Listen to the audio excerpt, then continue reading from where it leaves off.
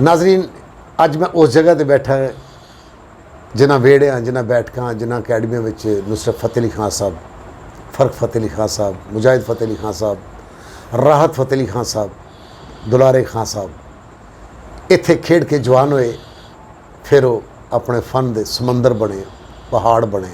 बदर मियां साहब तुहाडे मामूजाद भाई ने, ते नुसरत फतेह अली खान साहब तुहाडे की लगदे ने? ये मेरे कज़न है, फूफीजाद भाई है। फूफीजाद भाई असीं आपस च इक्को ही खानदान, इक्को खानवाद दा तुहाडा। बिल्कुल।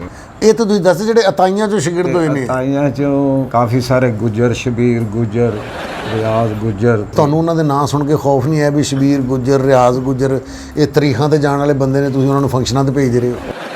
तुसीं दो लोग ऐसे हुंदे सो जिन्हां कोलों मैं कई फनकारां नूं कल्पदियां वेखिआ कि यार ये साडे मगरों नहीं लैंदे। ते ओह कवाल ने कि जिहड़े बचपन च नुसरत फतेह अली खान साहब के सामने बैठ के इन्होंने उन्होंने कवाली सुनाई। शाह मर्दाने अली